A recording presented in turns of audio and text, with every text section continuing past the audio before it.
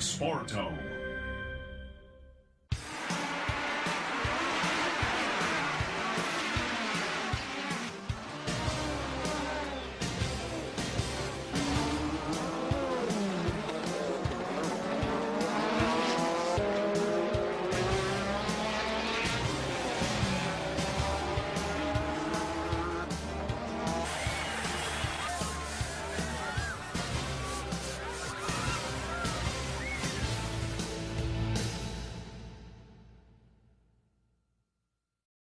And then they turn right again over a very bumpy little tricky right-hander and on back onto the pit straight. But now, of course, you see Mansell having a little squirt there just to warm his rear tyres up, practicing his start. Senna coming along on the left, further back, and they'll be putting the field on fairly slowly so that they bunch up properly and he doesn't have to sit there with the car in gear, the clutch snagging, and, of course, the radiators getting hotter.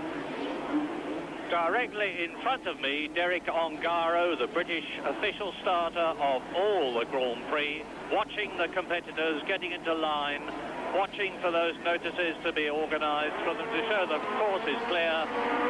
78 laps.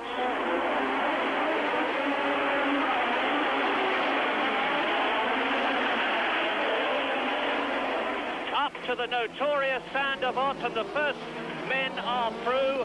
Johansson is through, and right down at the bottom is Derek Warwick in the Renault, who looks as though he's in Tombay, Patrick Tombay.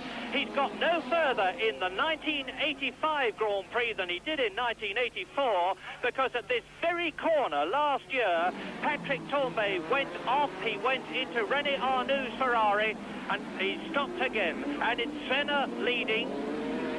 In second position, it's Nigel Mansell. Then it is Michele Alboreto as they go round the portier, and Senna has done exactly what he wanted to do. And Boots, that's Berger. Berger is out of the race in the Arrows on lap 1. So 2 men of the 20 who started are out of the Monaco Grand Prix before 1 lap is even completed. And they stream through the chicane with Eddie Cheever well up. 18 contestants left. And now Senna will be piling on all the power he can to try and get a breakaway, with Nigel Mansell in second place, Michele Alboreto in third position in the Ferrari, coming through to complete lap 1 out of 78. And Alain Prost is already in 4th place. He was very fast in the warm-up this morning. He was quickest. And Alboreto having a look. Alboreto through.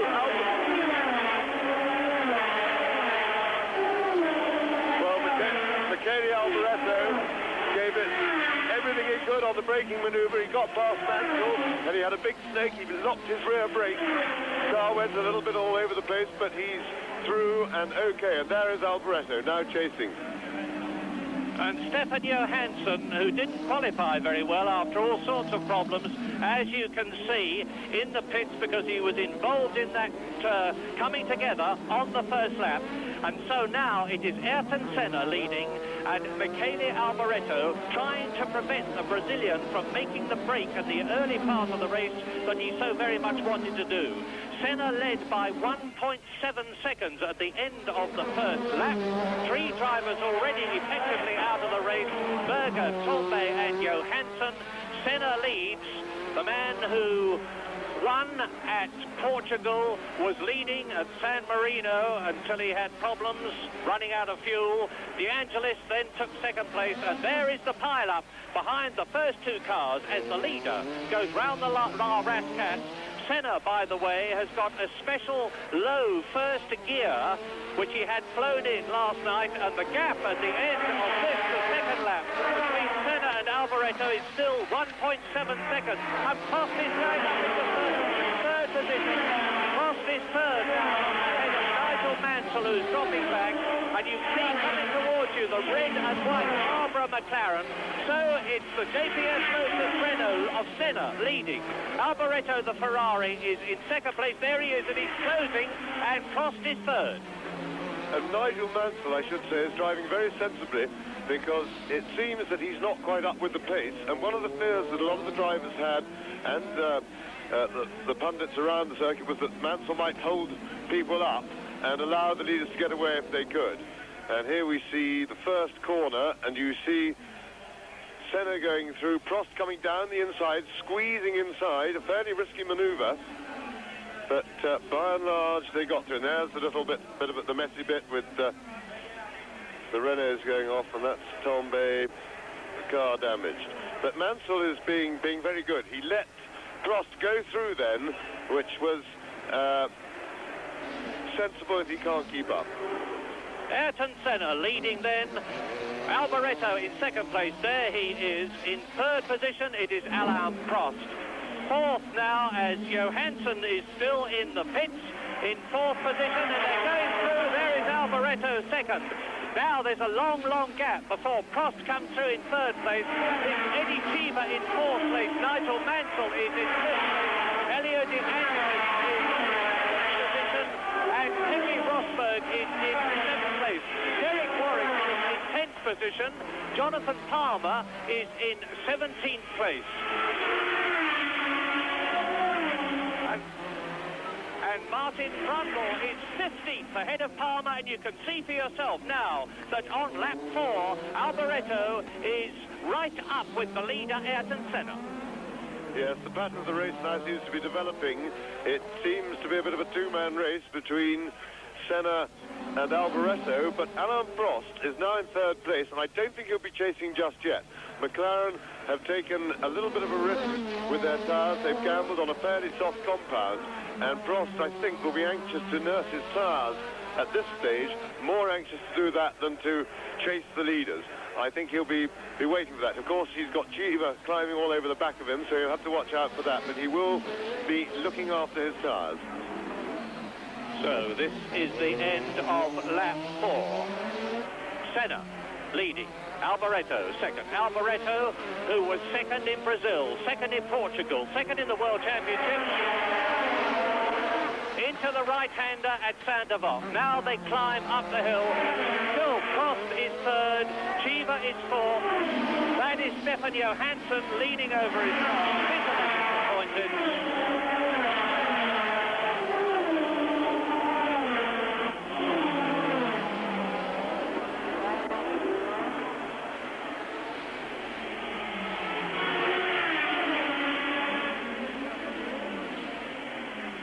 Ayrton Senna then, his problem now is knowing exactly where Michele Alboreto is, i.e. right behind him. He can see him in his mirrors.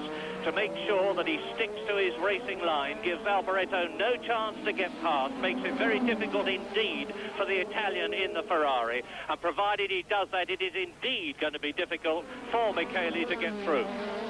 Yes, that's right. Absolutely right, Murray.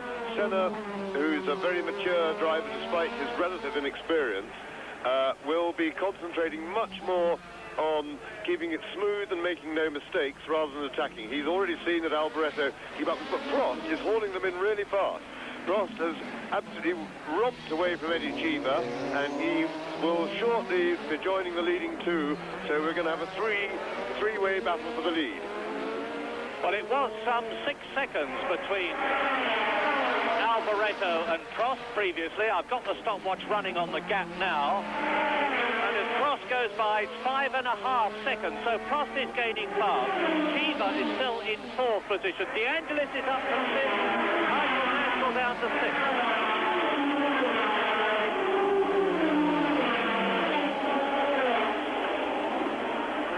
Lap 6 then, Senna, Alboreto, Prost gaining fast in third position.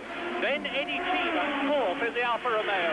An absolutely rejuvenated Alfa Romeo because it has the new Bosch Motronic engine management system on it. They've improved the handling. It was very quick in practice, and Eddie Cheever is a happy man this year for the first time. And as you see, that time of 1 minute 24.7 by Michele Alboreto, the fastest lap of the race, has, as I forecast, shattered Patrese 1982 lap record. It is nearly 2 seconds faster.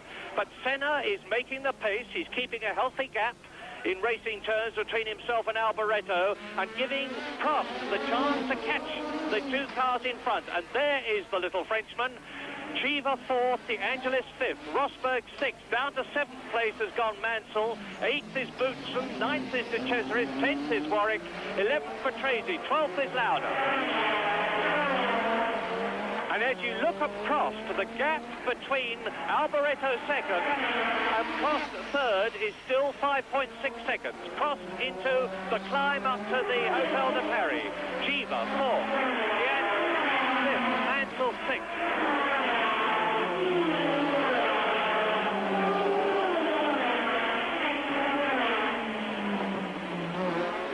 Tyres, as usual, are going to be a critical factor. Ayrton Senna, like all the other competitors in this race, has got an extra hard right rear car. Martin Brundle, by the way, is going well. He did an absolutely dynamic race at the lap at the end of practice yesterday to qualify in 18th position, faster than several of the turbos. And at the present moment, he's in 17th position. Senna, like virtually all the lead drivers in this Monaco Grand Prix, an ex-karts champion, maintaining that gap between himself and Alboreto. So Senna in the JPS Lotus Renault, the V6 turbocharged Renault engine powering the Lotus, and there is Eddie Cheever in fourth position with Elio De Angelis catching him in fifth place. Sixth behind De Angelis is Rosberg, then Mansell seventh. The leaders complete their seventh lap. And there is De Angelis catching Cheever, fourth and fifth. The gap, Prost is now dropping back a bit. He's 5.9 seconds behind Alboreto. Well, I don't think I've ever seen anybody overtake that before. And that was a spectacular overtaking manoeuvre by De Angelis.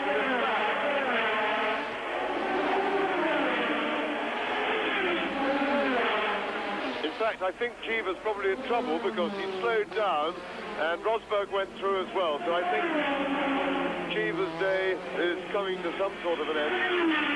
Yes, Elio De Angelis up to fourth place, and he's got an enormous amount of needle as Jonathan Palmer goes past in 18th position behind Martin Brundle.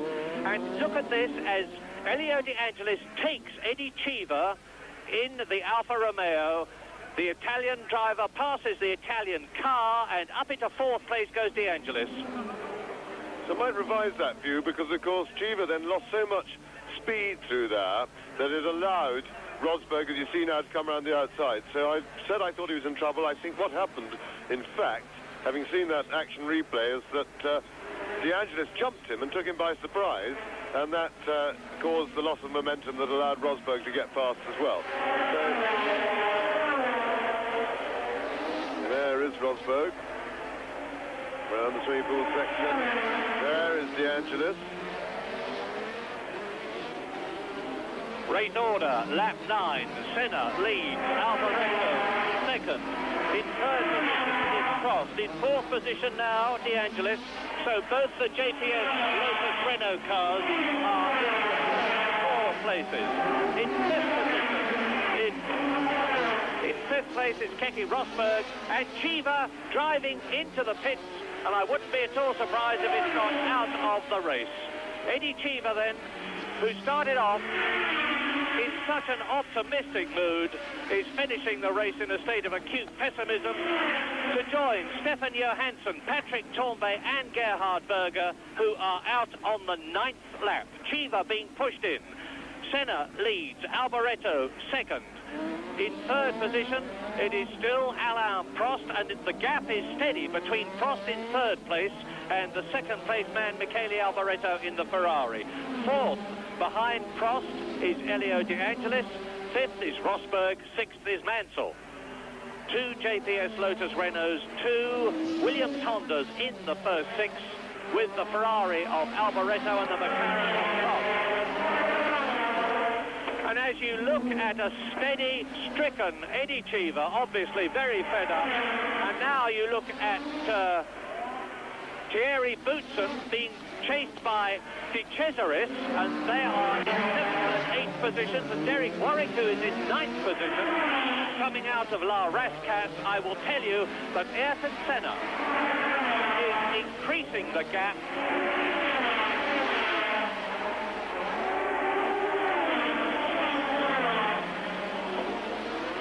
Ayrton Senna is increasing the gap in the lead between himself and Michele Alboreto. It is now 1.2 seconds between the leader, Senna, in the JPS Lotus Renault and Michele Alboreto in the Ferrari. But look at Boutsen, De Cesaris and Derek Warwick, 7th, 8th and 9th, coming down to Lowe's Station hairpin, chasing Nigel Mansell.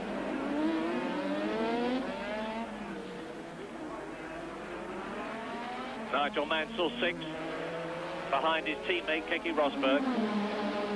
Yeah, Senna just seems to be getting the edge now up front, although Alboreto is running pretty much with him. He's not really climbing all over the back of him, and I think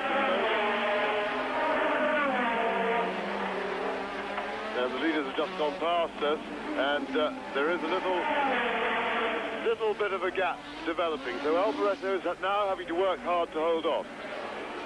Jonathan Palmer going well. He's in 16th place behind Martin Brundle, who is 15th.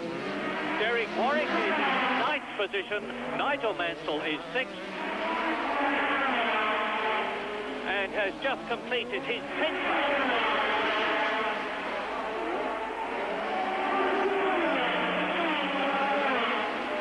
World champion Niki Lauda is in only 11th place, struggling up through the field, having started 14th after a very fraught practice when he was held up, he claims, by Ayrton Senna on his fast lap, and there was a lot of controversy over that.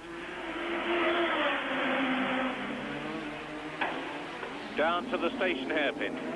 Boutsen, De Cesaris, Warwick, the two Renault engine-powered cars chasing the BMW-powered car, the arrows of Boutsen. Yes, that was...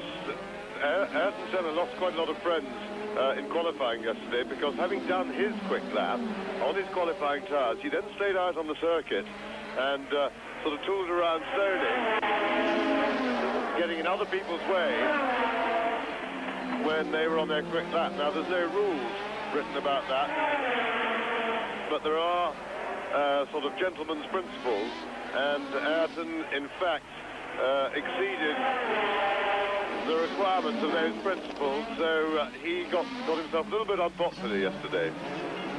Eddie Cheever went out with electrical problems, and Ayrton Senna has now increased his lead over Alboreto to 3.3 seconds. Whilst Alboreto is 5 seconds ahead of Prost. And Niki Lauda has broken clear of the bunch that he was in. He is in 11th position, closing up on Patrese, who is 10th. Warwick, who is 9th. And Martin Brundle is still going well in that 15th position ahead of Palmer. Boutsen, De Cesaris and Warwick, 7th, 8th and 9th, coming down to the station hairpin. And that's Lauda just came into the picture then in the background, and Lauda is now closing fast on this group of three. But that's going to be very interesting, because it's going to be extremely difficult for Lauda to get past, because, as we've said before, the circuit is so tight that without the driver in front of you making some sort of an actual mistake, there really isn't a place to pass unless you want to shut your eyes and take your chances.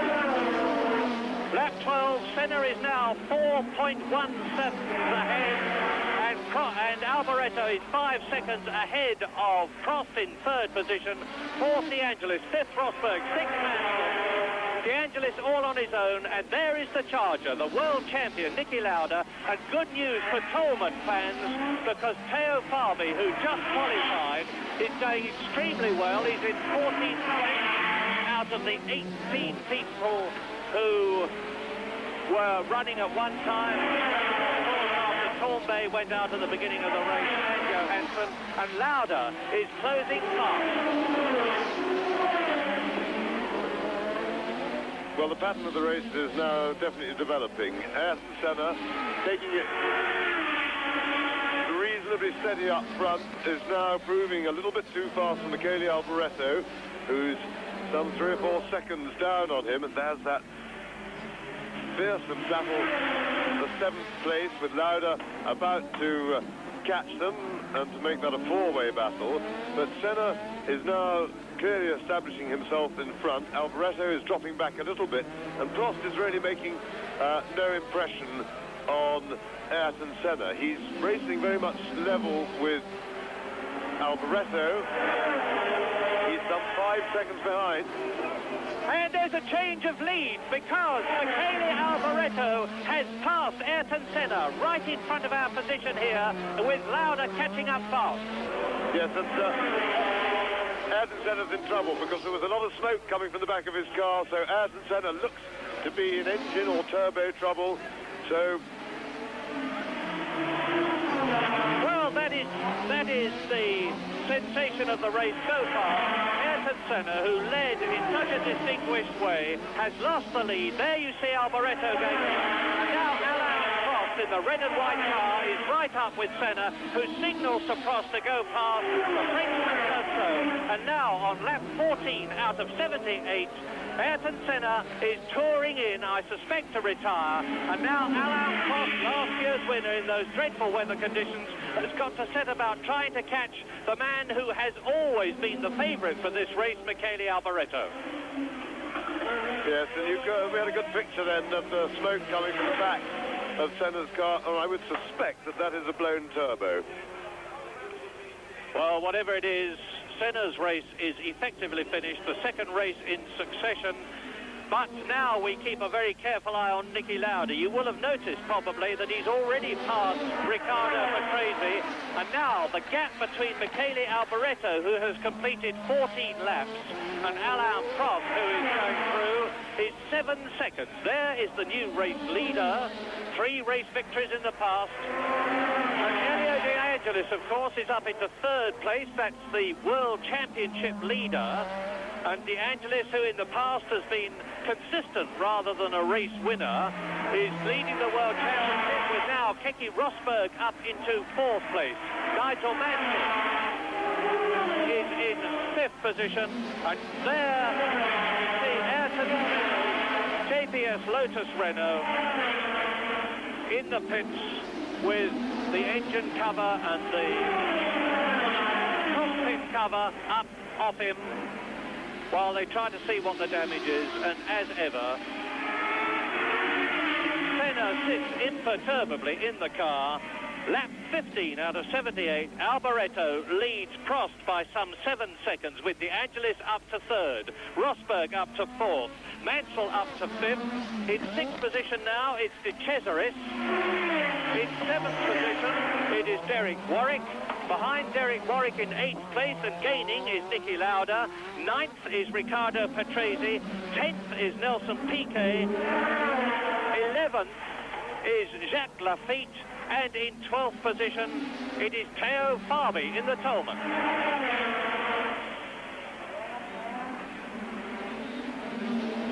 Senna can only hope for the fastest lap now, but Michele Alboreto can not only hope for victory, but he can be hoping to take the lead in the World Championship.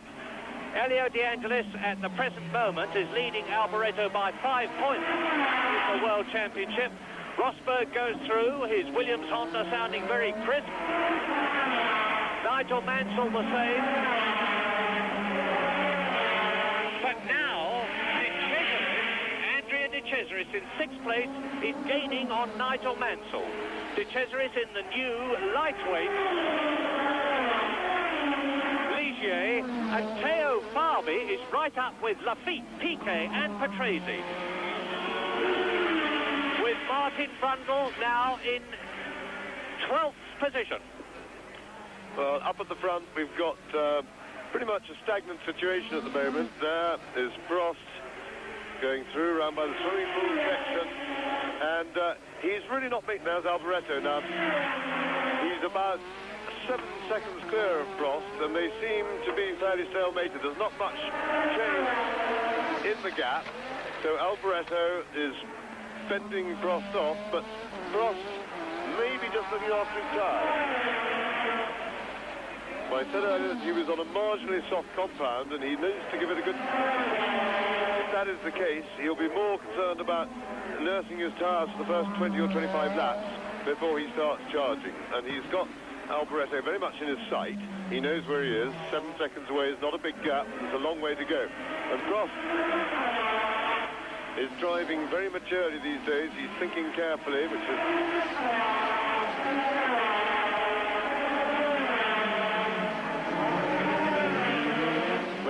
how he was first across the line in Italy, although unfortunately for him the car was underweight, which has nothing to do with him, but he drove a very intelligent race.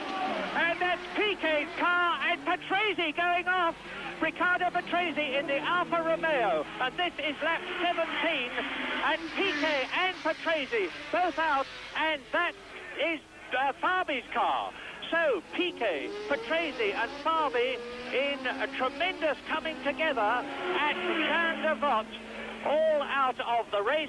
Now, how are they? Well, the cockpit of the Brabham is empty, the cockpit of the Alfa Romeo is empty, and that was Nelson Piquet trying to get through on the inside at Saint-Devote. Well, as I saw it, then we'll see a replay, I hope, in a moment. And that is Alboreto. So Alboreto has spun on the mess. Presumably, I think they put some oil down. So Alboreto, there goes Prost through into the lead. So Alboreto has spun his lead away in all that excitement. But Piquet was definitely alongside Patrese, and I have to say, I think Patrese drove into him. I'd like to see the replay, but Piquet was certainly behaving himself, and here we are now. Nelson Piquet comes alongside, and Patrese is squeezing Piquet and pushed him into the barrier. There's no doubt about that Patrese shut the door on Piquet, and Piquet's wheels got wheels flying off everywhere. The car actually finished up with only one wheel on, which is quite a good result, really. And now, look, if we stay with the replay this long, to see Teo Fabi's Tolman appear into the picture with the Alfa Romeo on the right, and there is Niki Lauda's car. So Lauda has obviously spun at exactly the same place, and he's out of the race because they're getting the crane to lift Niki Lauda's car. With all that excitement happening there, I would think that all the excitement put some oil down. So I would think that when Piquet and Patrese made contact, there was oil put onto the track. I'm looking down the track, and I can't see any. But yes, the oil flag is going up, albeit rather late. But there is an oil flag at the first corner. And with now definitely 8 out of the 20 cars out of the race on lap 18, let's look at the position. Well, leading is Alain Prost in the McLaren. In second position, despite his spin, is Michele Alboreto. Third is Elio De Angelis, who managed to keep going. Coming through now in fourth position, it is Keke Rosberg. As you look at the new race leader, Alain Prost, with Alboreto passing him. And he's coming up to Lafitte. He being crossed. Now, Jacques Lafitte is well down the field. He's in 12th position. And his car is a heavier one than De Cesaris is, his Ligier. And Alboreto is stung into action. He made a magnificent recovery on the 19th lap out of 78. And soon we're going to be seeing a really exciting battle for the lead between last year's winner, Prost, who takes Lafitte on the entrance to the swimming pool section. And Lafitte will undoubtedly let Alboreto through, and he does so, and you can see the gap yourself as Prost comes up to Jonathan Palmer in the Zach Speed car, and Palmer is now in 11th position. Yes, it was a very quick spin by Alboreto, because he only lost about 9 or 10 seconds on the road.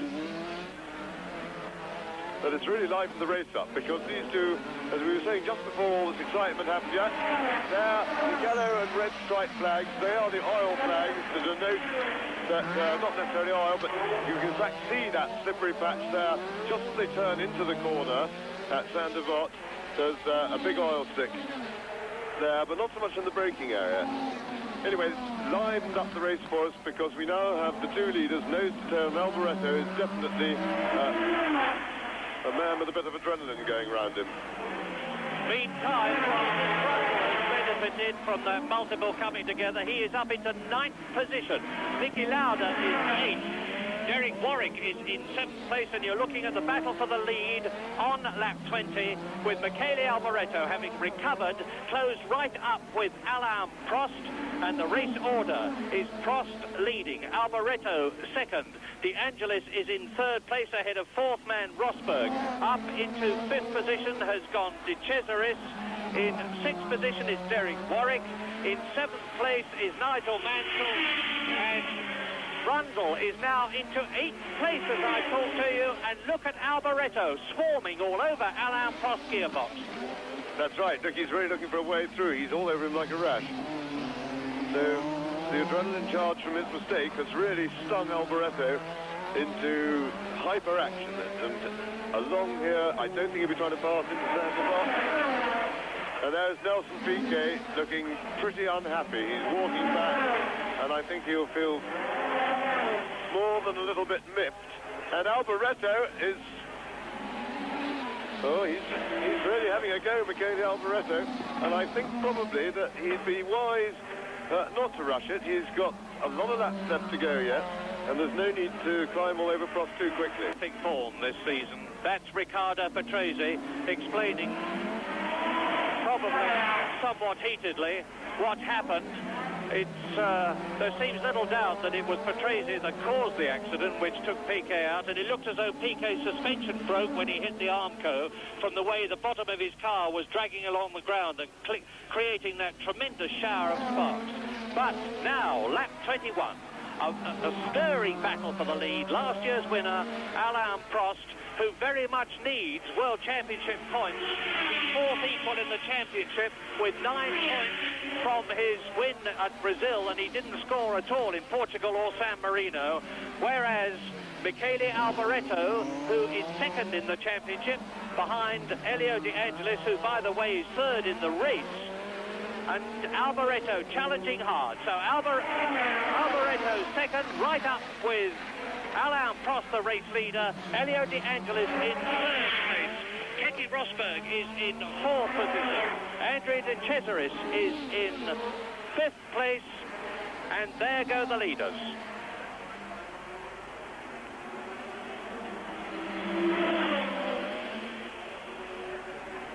Down to the right-hander at the Mirabeau. Then probably the most famous shot of all in motor racing, the station hairpin. Accelerating away down, now in 2nd gear, round, and that's Niki Lauda. Niki Lauda walking in, and out of the race, Berger, Tombe, Johansson, Chiva, Piquet, Patrese, Fabi, and Niki Lauda. This is race 22. There are the leaders, Prost, Alboreto, De Angelis, and you can see how close they are. Rosberg 4th, De Cesaris 5th, Derek Warwick, the leading British driver, in 6th position. Martin Brundle is in 8th position, and Nigel Mansell is 7th. So British drivers 6th, 7th, and 8th. Brundle driving a magnificent race. He's ahead of Thierry Boutsen in the turbocharged Arrows. That is Elio De Angelis, who is 3rd. And De Cesaris, while all this is going on, in the Ligier on the Pirelli tyres, is closing up on Rosberg, the leader. You see just now the apex of the corner, you just get a glimpse. You can see where the track is a little bit shiny, and that is the oil from that coming together between Piquet and Patrese. And that's what tripped Alboreto up. It tripped Lauda out of the race completely because he spun on it and hit the barrier, and tripped quite a good few others up.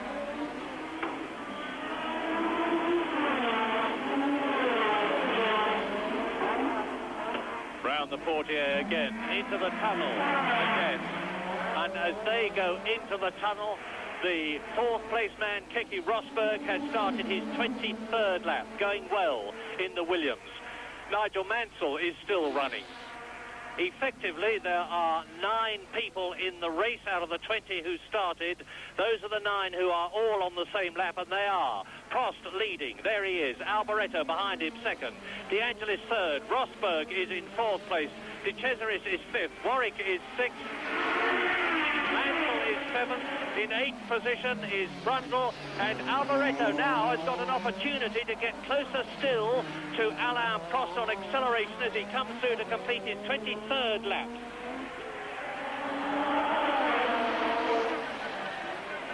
And he's through! Michele Alboreto has done it, and at Saint-Devote on the new lap surges through and takes the lead back from Alain Prost. And look at the gap he's already extended over the Frenchman's McLaren. Michele Alboreto is without doubt the fastest man in the race and showing it. That was a wonderful piece of driving. Alboreto actually drove around the outside of Alain Prost, and it was also a very fine piece of driving from Prost because he saw what was happening. Here we are again. Now Prost has to really control his car very well, not to drive into Alboreto. Now, you'll see Prost lock his brakes a bit, trying to avoid Alboreto. Little puff of smoke there as he locks his brakes, and that was really outstanding driving by both of them. Well, we're coming up to 1/3 distance in this Monaco Grand Prix. Coming up to it, we're on lap 24 now out of 78. And Michele Alboreto, who took the lead from Ayrton Senna in the early stages, is extending his lead as Niki Lauda packs up, ready to take his plane back to Ibiza. He's always the fastest man away from the circuit if he doesn't finish the race, and he's going to do it again. And now Michele Alboreto comes through at the end of lap 24 in the lead again from Prost. There are not nearly as many Italian spectators at Monaco as there usually are because the race at one time wasn't going to be held. And they're going to be very sorry they're not here. But as you look at Jonathan Palmer now, who's in 11th position, going well in the Zach Speed. He's one lap behind the race leaders, and he's gone further in a Grand Prix in the Zach Speed than he's ever gone before, because he failed to do even one lap in both Portugal and San Marino. But at Lowe's, it's Alboreto, then Prost. The gap between Prost and Elio De Angelis, who is in 3rd position, is now some 12 seconds. So this is the race. Ferrari are normally famous for their reliability.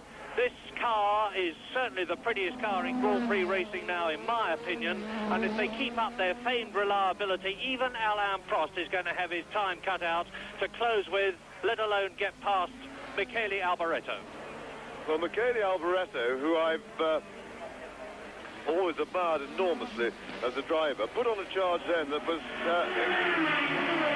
exceptional even for him. I think the spin gave him a huge bump of adrenaline, and he drove absolutely brilliantly. He climbed all over the back of Prost, and his overtaking manoeuvre was fantastic.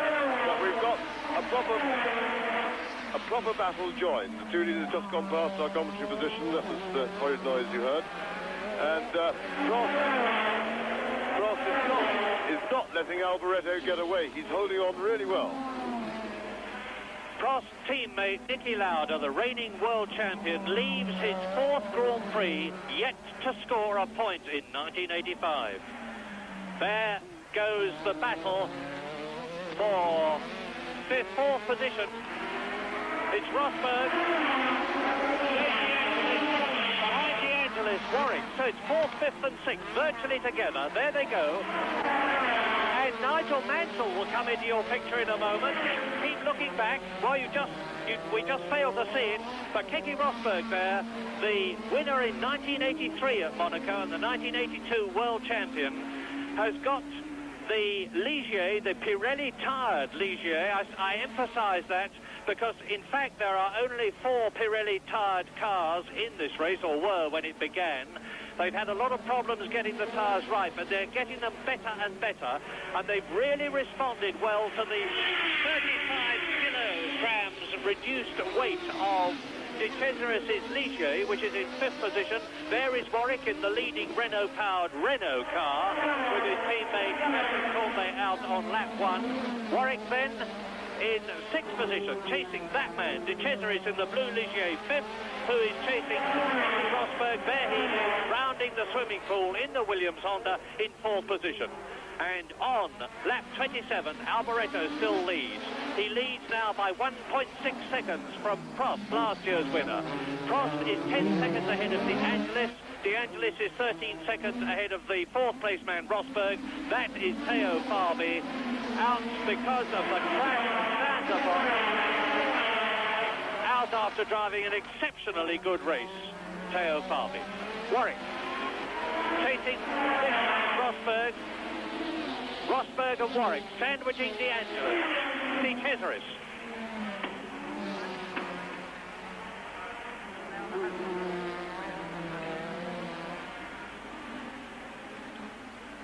And I better correct myself quickly, because you will have noticed, some of you, that Niki Lauda has in fact scored points.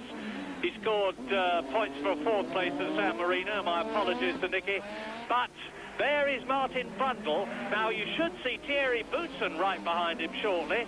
But Brundle, who is in 8th position, is coming into the pit, so he's been passed by Boutsen. And Alboreto goes through.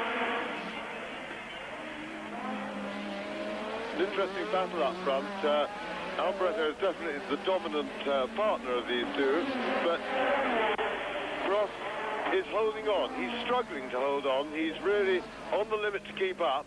Alboreto at this stage of the race, and here we are, another fastest lap for Alboreto, only marginally faster than before. But of course, remember that the cars still have quite a lot of fuel on board, and as the track softens, the rubber goes down.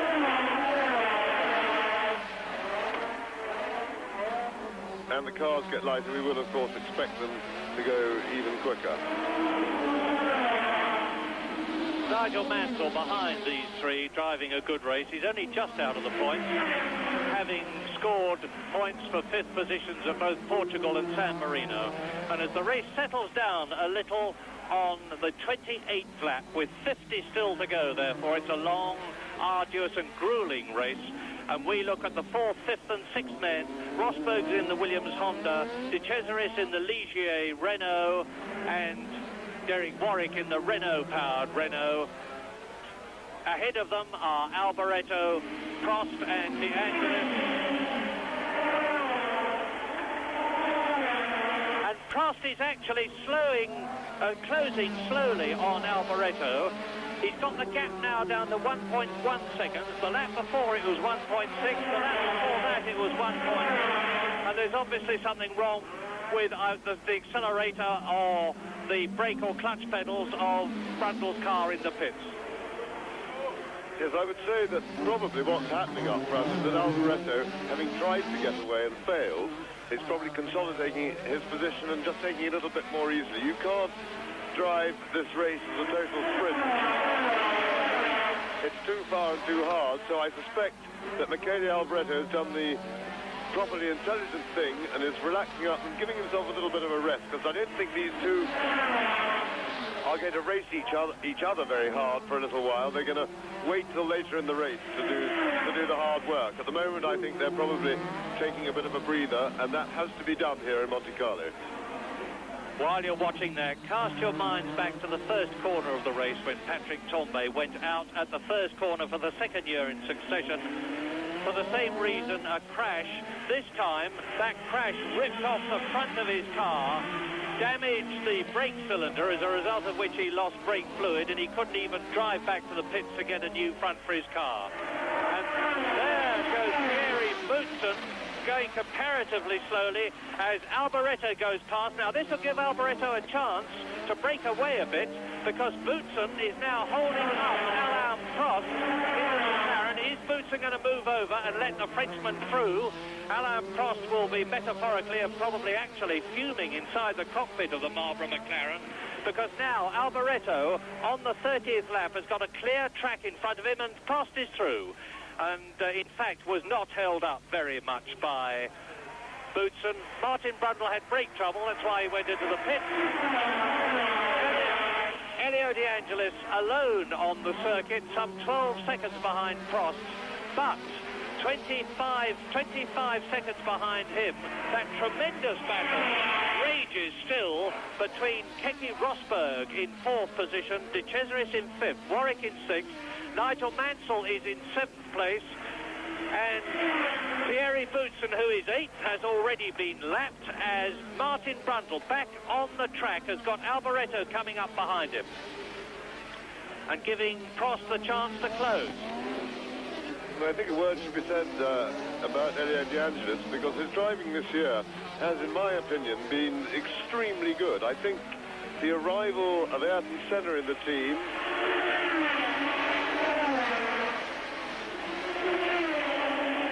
and adding to that fact the improvement in the chassis that they've got has really, if you like, brought him to full maturity. Elio De Angelis is driving quicker than he has done before and still maintaining that steady rhythm that he's shown over the last couple of seasons, the ability to finish. And this is, in my opinion, De Angelis' best season by a long way. Prost with a bit of a charge. He's closing up on Michele Alboreto, as you see.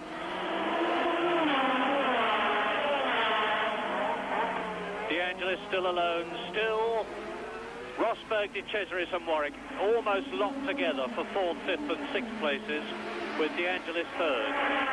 Nigel Mansell is still in 7th position. 8th is still Thierry Boutsen, who's been lapped. 9th is Lafitte. 10th is Jonathan Palmer, who has been lapped only once. 11th is Martin Brundle, who's been lapped twice. And then Lauda is out of the race, as is Patrese, Piquet, Fabi, Senna, Chiva and Johansson. So there are only 11 competitors left out of the 20 who started, and we are not yet even at half distance. Prost chasing Alboreto. Out go the signals.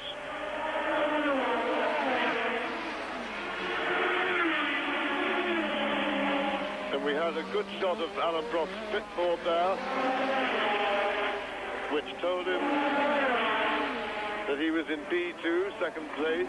He was minus 0.9, that's 9/10 of a second behind Alboreto when they previously went past. And more importantly for him, because he can't see him in his mirrors, he's plus 9.1 on Elio De Angelis in 3rd place, and that's important that he should know that. So the pit board says your place and your pluses and minuses usually, and also very often how many laps there are to go. They give you laps to go as well, and believe it or not, those boards are fairly easy to read as you go past, and you can also gather further information by reading other people's boards if they happen to be hanging out as you drive past.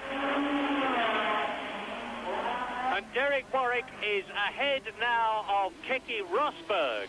And Rosberg was in 4th position, and Prost goes through. Prost retakes that lead from Michele Alboreto on lap 32. And I think Alboreto's in some sort of trouble. Yes, he's slowed right down. So mechanical trouble for Michele Alboreto has put him out of the lead. He's got a puncture maybe. Yes, he's got a left rear puncture. He'll come into the pits now. Sorry, a right, and look at it. You see the car, the left rear is absolutely flat. 振りながらミケール・アルボレート、さあタイヤ交換です。ぐにゃぐにゃでしたね今トレッドがね、グッドイヤーのニュータイヤということになります、フェラーリ。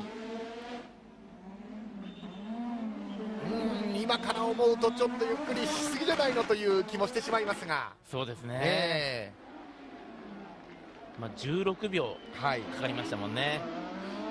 ミケーレ・アルボレート、タイヤトラブルでまたそのポジションを下げることになってしまいました。またしてもアラン・プロストがここでトップに立っています。ライバルが次々と消えてってくれてる感じですよね。そして2位になったデアンジェリスとのギャップは7秒1と今表示がされました。もうプロストとしてはすごく楽にレースコントロールできますよね。アラン・プロストがトップに立ちました。そして2番手ロータスのマシンはどうでしょうか。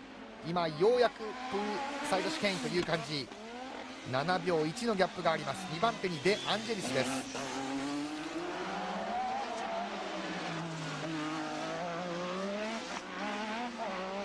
プロストがトップに立って喜ぶコースマーシャルも少なくない、やはりフランスが近いですからね、というよりも本当にフランスの一部のような場所ですからね。そうですね。34周目と入っていきましたアラン・プロスト。2番手のデ・アンジェリスは見えてきません。しかしミケーレ・アルボレートもタイヤ交換を行ってコースには戻っています。さあどこで復帰したかということですよね。今画面の表示が出ていますが、表示ではカーナンバー27、3番手になっていますけれども、実際はこれ4番手のようです。ワービックの前、そうですね、ワービックの前に入っています。Fourth and fifth men, absolutely together. Round Sandervots, Alboreto third, Warwick fourth, ahead of Rosberg in fifth position. Behind Rosberg in sixth place then will be Nigel Mansell, and where is De Cesaris? Andrea De Cesaris is in fact in third position. So Andrea De Cesaris has got ahead, and there is Alboreto, fourth. Warwick, fifth. Rosberg, sixth. Yes, Alboreto had a problem there because they put a brand new right rear tyre on his car, and he would have taken him a lap or so to scrub that in. When the tyres are brand new, they don't work properly till you slid them round for a couple of laps to scrub off that that production finish that they have. And normally one wants the pit stop, in fact, to put on a scrubbed tyre. So fastest lap now goes to Alain Prost. The pace is hotting up, but that's normal. We expect that as the fuel load goes down. But whilst Alboreto was scrubbing in that new left side of the car, yes, left side it was, he was giving De Cesaris a chance not only to get past, but to pull a bit of a gap.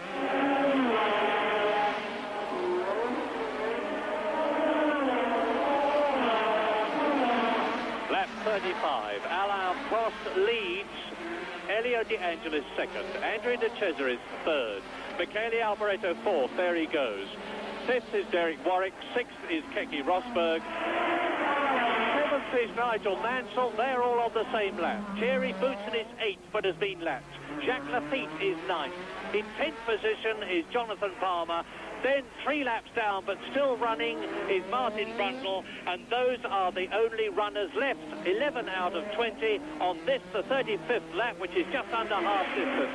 Now, Alboreto pulling away a bit from Derek Warwick, but he's got an enormous gap between himself and the race leader, Alain Prost, and it rather looks at the moment as though Alain Prost, with 35 laps out of 78 completed, is going to make his second Monaco Grand Prix win in succession, but under very different circumstances from last year's torrentially wet race. It's interesting to see that now that Alboreto's got going properly, he's scrubbed those new tyres in. I don't think he's going as quickly as he was before. Now that is, there's a technical explanation for that, and that is that they changed only one of his rear tyres. And they have to be matched there. You like normally to match up your pairs of rear tyres because they're never exactly the same diameter, and therefore the tyre that stayed on, and Alboreto has now done an even quicker lap than Alain Prost, so that's a new lap record, but I don't think he's as quick as he was before, relatively. And Michele Alboreto, as we look at Elio De Angelis, who is in second place, Alboreto is closing on Andrea De Cesaris in third position in the lead here. So there is the World Championship leader, Elio De Angelis, third in Brazil, fourth in Portugal, and of course the winner at San Marino after Alain Prost was disqualified for having an underweight car.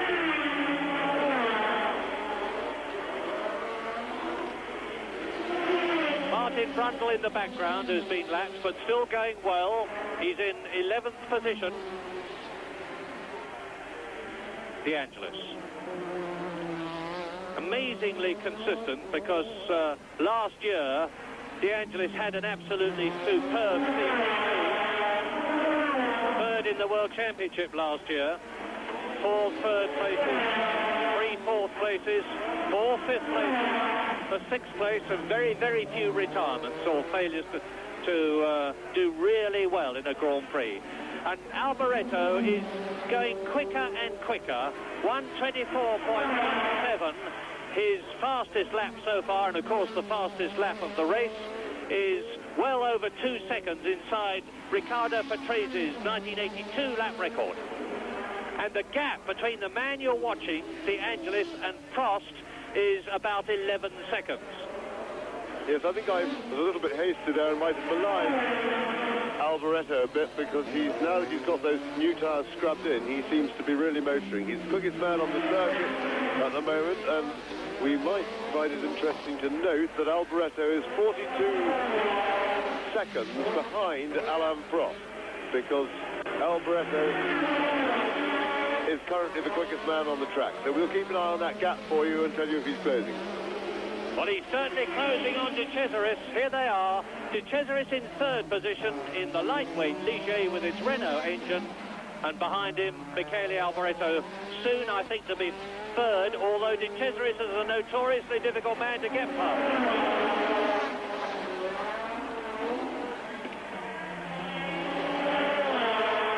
Warwick goes through. In the background, you may just think, yes, you did. There was Derek Warwick, who is in fifth position. And De Cesaris has pulled away just a little bit from Michele Alboreto on the climb to the Hotel de Paris. Now they drop down past the famous tip-top bar into the Mirabeau, the second gear right-hander. Down to Lowe's Station hairpin, the first gear. Now up into second for the Portier. Accelerating up into third through the tunnel. Third place De Cesaris, fourth place in the Scarlet Ferrari, number 27, Michele Alboreto. Prost has just completed another lap in the lead. Well, De Cesaris signalled his intentions that he's not going to be a piece of cake to get past. He did that at Saint-Devant. He shut the door fairly firmly and quite fairly on Michele Alboreto, but he's in third place, and with full justification, he intends to defend it as vigorously as possible. Let's see how it goes again as they approach Saint-Devant at the end of their 38th lap in third and fourth places. I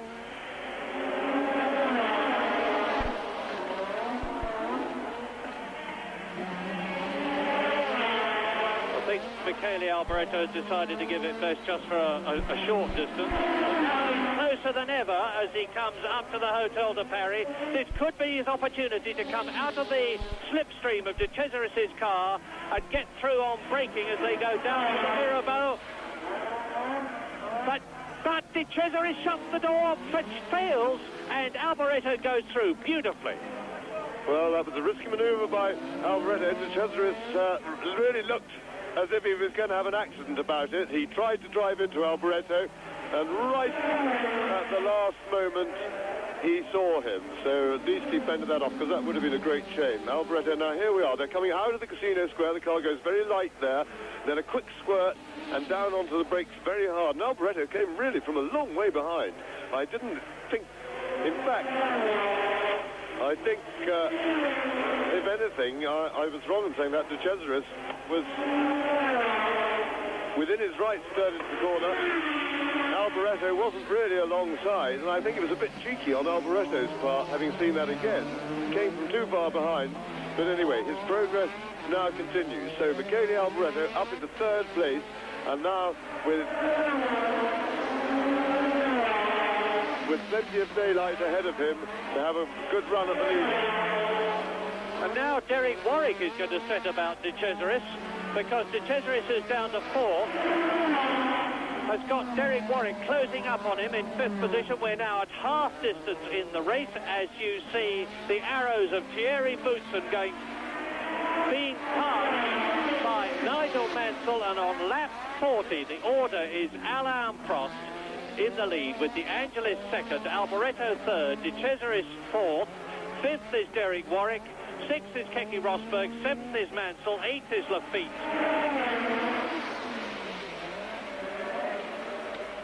And here is Alain Prost. I remind you that his teammate, the reigning world champion Niki Lauda, is out of the race, as are Theo Fabi, Riccardo Patrese, Nelson Piquet, Eddie Cheever, Stefan Johansson, Patrick Colby, and Gerhard Berger. And Prost is pulling away from De Angelis. So Prost pulling away there, 38 laps to go. Well, now we're going back to the Grand Prix. We left it on the 40th lap. There were 78 laps in the race, and Alain Prost was out front when we left it then.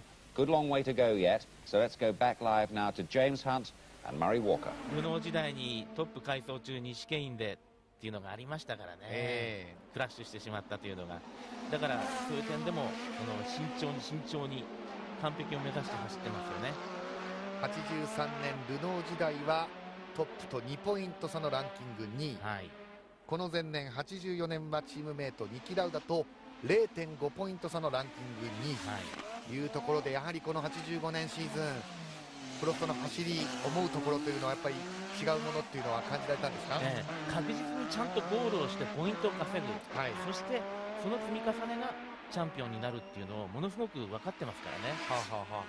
まあ、83年も結局最終戦でひっくり返された、それは自分がリタイアしたからなんですよね。実は苦しいここ最初のタイトルまでの5年間だったという感じもしますね、プロストはね。ですから本当にこう苦しい中で苦労を重ねながらやってきた、でしかもルノーの時には結局チャンピオン取れなくて、もうルノーチームと大喧嘩になって、結局フランスにも居づらくなってしまった立場でしたからね。さあそのアラン・プロスト初めてのタイトルに向けて、2年連続のモナコ勝利に向けてとも言えますが、トップ走行という形、そしてロータス・デ・アンジェリス、こちらは単独の2番手ということになります。デ・アンジェリスは5番グリッドからのスタートでした。プロストとはしかし18秒以上ギャップが広がっています。そうですね。でもスムースで綺麗な走り方ですよね、デ・アンジェリスも。さあトップ3台ですけれども、プロストがいてデ・アンジェリス、ミケーレ・アルボレートはまだトンネルの中です。さあ今度はデ・アンジェリスを追いかけてというアルボレートで、ちなみに、アラン・プロストは79年 F3 ここモナコで勝ってるんですね。でその前の年にこの F3 で勝ってるのがデ・アンジェリスなんですよ。なるほど。ただ F1 では、84年この前の年にプロストが勝ちました。94年にシューマッハが勝つまでセナとプロストしかモナコウィナーは生まれないんですけれどもね。そうですね。ですからデアンジェリスがもうちょっと生きてていいマシン乗ってたらどうなったかなっていうのを見てみたい気がしましたね。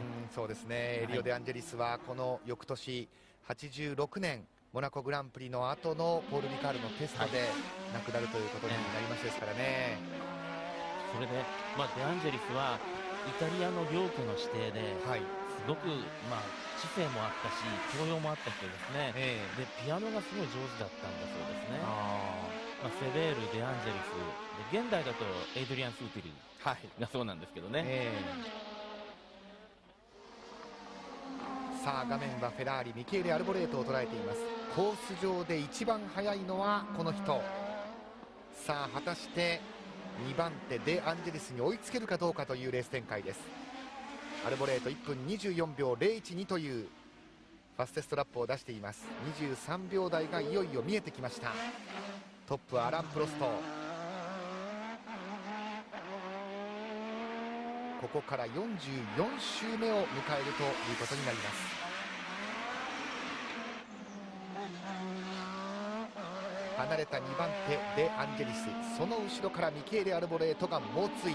さあアルボレート2番手になれるかどうかという展開ですが、現状ではトップ3まだ離れた状態での走行、それぞれ単独走行となっています。今はやはりこのミラボーのあたりもここまでのバンプはないなという感じもしますけれどもね。基本のレイアウトは変わってないんですよね。特にこの山側は全く変わってなくて、路面のいわゆる再舗装は行われているということですね。さあそしてポルティエからトンネルを抜けていくということになりますが、なんといってもこの先のシケインですよね。実は86年に改修されるということですが、港湾改修事業の一環として海側に土地を広げた、そして、安全対策をしなきゃいけないということであそこが試験が変わったんですね。今はヌーベル試験、つまり新しい試験というふうに申し上げますけれども、この時点では試験なんですね。そうですね。ですから、もう簡単なレーンチェンジの試験1本だけですね。モナコ改修の歴史でもあるわけですけれども、86年そのヌーベル試験ができた後、97年に今度はプールサイド試験が改修されて、ルイ・シロンという名前がつくわけですよね。モナコ出身のグランプリドライバー、そしてこの競技長だった人ですね。そして2003年2004年記憶に新しい大改修があって、各チームにガレージもできましたし、そしてピットロード給油の向きというのも変わりました。そうですね。そそして、遡ると72年にプールができたんですね。でプール試験になって、それ以前はスタート地点がプールのあたりだったんです。ですから1コーナーが最終コーナーだったんですね。でもっとくるっと回るヘアピン状になってて、ああいうラスカスのこういう飛び出したような形になってなかったんですね。1929年の第1回モナコグランプリから数えると、この85年で早くも第44回ということになるわけですが、ですから今のスタート地点から1コーナー回ってこの試験あたりまでっていうのは基本的に1929年から変わってないんですね。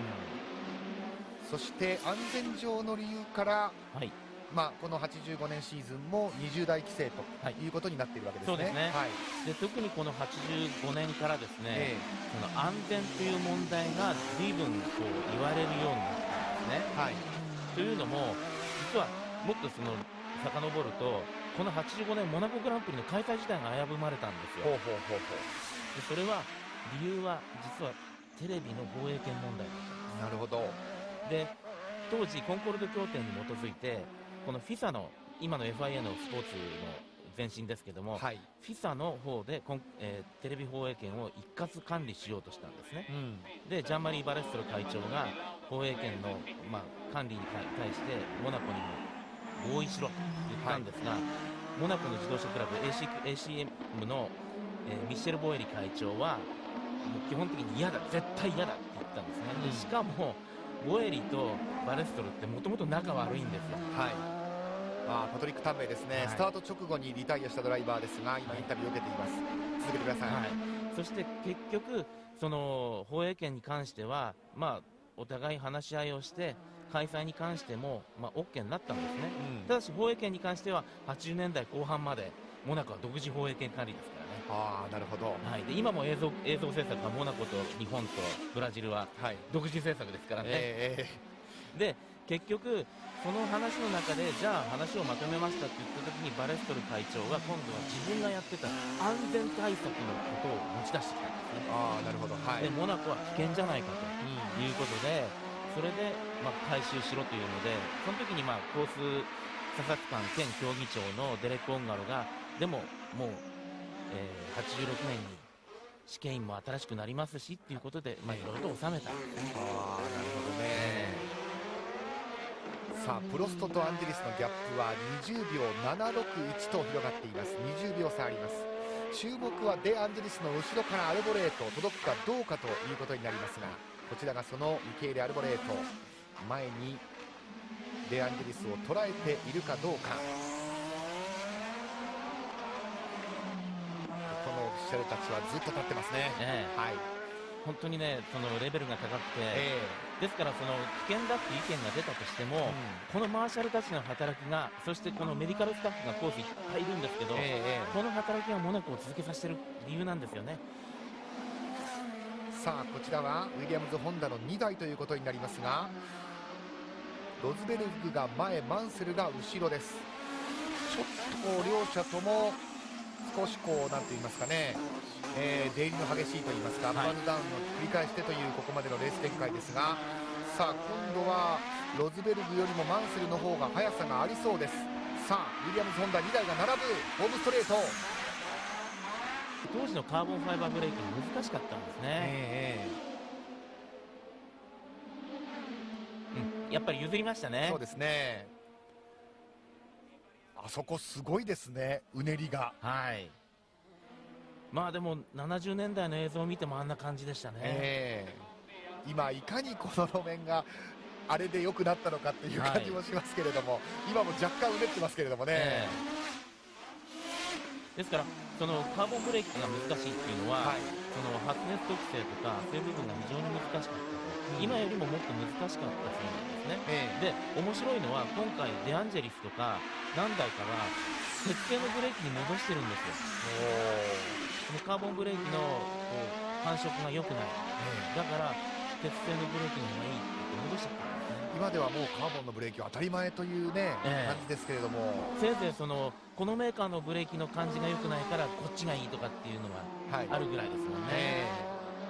おかげでブレーキメーカーのサービスマンは大忙しだそうですけど。なるほど。今ももちろんねブレーキのフィーリングを訴えるドライバーっていうのは多いわけですけれどもね、一番顕著な例ですと2007年だとアロンソですよね、もうルノー時代から使ってた一子じゃないとっていうのがありましたもんね、ただ素材はいずれもカーボンという中で、当時はまだ鉄製を好みで選びたいというドライバーがいただけは出たんですね、さあ7番手のロズベルグ、そして10番手のブーツェン、その後ろからトップを行くプロストという3台になりました。それぞれの順位、それぞれのポジションでの走行ということになりますが、さあプロストが周回遅れを作っていくということになります。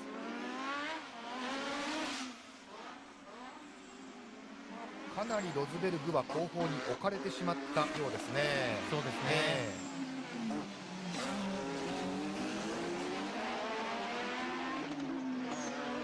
マンセルのマシンはもう見えません。さあここで2台まとめていくか、いきました。ホームストレート、ブルーフラッグの振られる中、アラン・プロストが前に出ました。ロズベルグの方はどうでしょう、やはりブレーキでしょうか。でブーツェンがうまくやりましたね、ブーツェンも前に出てますね、これね、今ね、今もブーツェンはモナコに住んでますね。そうですか、ベルギー人テイリー・ブーツェンですが、アローズのマシーン、ウィリアムズ・ホンダ、ケケ・ロズベルグがずるずると下がっていく、そんな印象です。VIP 向けのビジネスプレーンのレンタルと販売の仕事を今モナコでやってます。モナコならではのビジネスという感じもしますけれどもね。そうですね、さあそのブーツェン、そしてロズベルグをあっという間に突き放してアラン・プロストトップ独走という状況になっています。2番手にデ・アンジェリス、そしてその後ろミケーレ・アルボレートがひたひたとデ・アンジェリスとのギャップを詰めつつある、そんな状況です。ウィリアムズ・ホンダに話を戻しますと、86年この翌年にタイトルを取るわけですよね、そのヒントとなるような動きというのはこの85年はあったんでしょうか。このあとカナダからですね、新しい E スペックっていうエンジンが入ったんですね、でそこからそのホンダの今までの伝統だったビッグボア、要はシリンダーの径が大きくてショートストロークっていうものではなくて、ルノーの EF15 と同じなんですけど、シリンダーの径を小さくしてロングストローク、その方が火炎電波が良くて非常に特性が良くなるっていうのを見つけたんですね、ただエンジニア、これ市田克美さんというエンジニアが見つけたんですけど、結構時間かかっちゃったんですよ、というのもやっぱりホンダは伝統はビッグボアだっていう伝統があったために、それが実現化するのに少し遅れが出たんですね。なるほど。ということはまだこのシーズン序盤、マンセル、ロズベルグの走りを見ても分かりますけども、まだまだ苦しいというウィリアムズ・ホンダという感じですか。で結局市田さんはその試作エンジンを持っていってテストで走らせて、それで会社的には反対もあったそうなんですけど、走らせたらマンセルとケケがこのエンジンじゃなきゃ嫌だ、こっちじゃなきゃダメだって言ってくれたんで、ゴーサインが最終的に出たと言ってましたね。なるほど、いいように外圧を利用したって市田さんはおっしゃってましたけど、でそれからがホンダの快進撃の時代につながっていくんですね。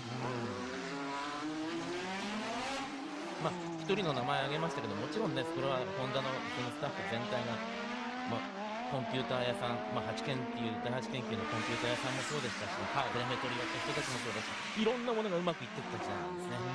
でもこの時期から始まっていくんですね。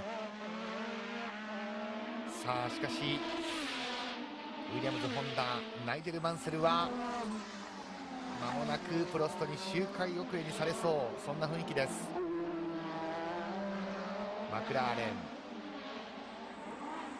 タグポルシェターボということになりますが、ウィリアムズ・ホンダを追いかけて、さあローズヘアピン、ここはブルーフラッグが振られます。マンセルとしては譲らなくてはいけない。ポルティエアウトからあっさりとプロストが前に出ていきました。ただマンセルフロントロースタートなんですよね、このレースね、非常にね予選も頑張ってうまくいってっていうところだったんですけどね、でしかもそのスロットルが完全に戻してもエンジンが回転が完全に落ちないっていうものすごい怖い思いしながら、頑張っての予選だったんですけどね、結局マンセルはキャリア通算してここでは一度も勝てなかったんですね。だからね、92年にセナとのバトルになった時に、やっぱり意地を最後まで見せたってそれなんですよね。さあやはりかなりのギャップがあります。エリオ・デ・アンジェリス、これが単独の2番手、そしてまだミケーレ・アルボレートもその姿は見ることはできません。ただコース上で一番速いのはフェラーリアルボレートです。プロストはここから53周目完全に独走状態になりました。ここでケケ・ロズベルグピットに入りました。ピットに入ってきました。タイヤを交換します。ヘルメット荒いですね。さあタイヤを交換してコースへと戻っていきます。これは当然イレギュラーのタイヤ交換ということになりますね。そうですね、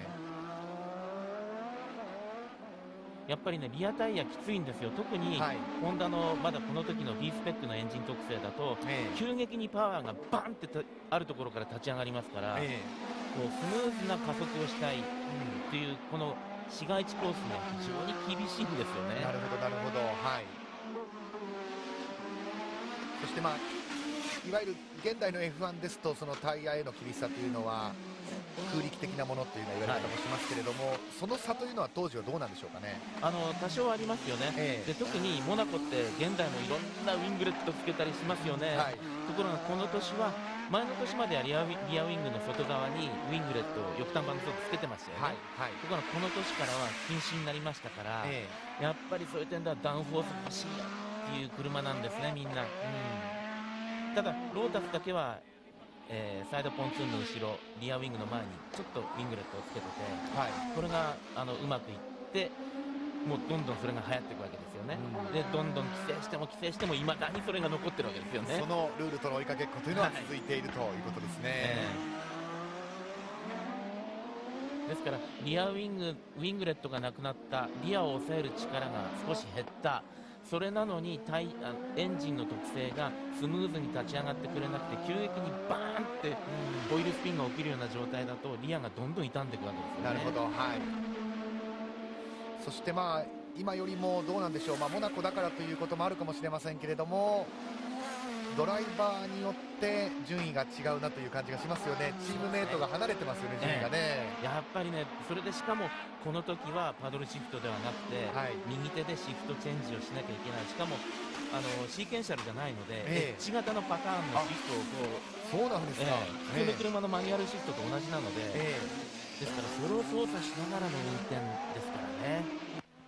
ですから片手の運転の時も多いし、それで詳細なスロットルワーク、ブレーキワークをやって、このガードレールの中を走るわけですから、すごいですよね。今以上にやはりドライバーの技量が占めるウェイトというのが大きかったかもしれませんね。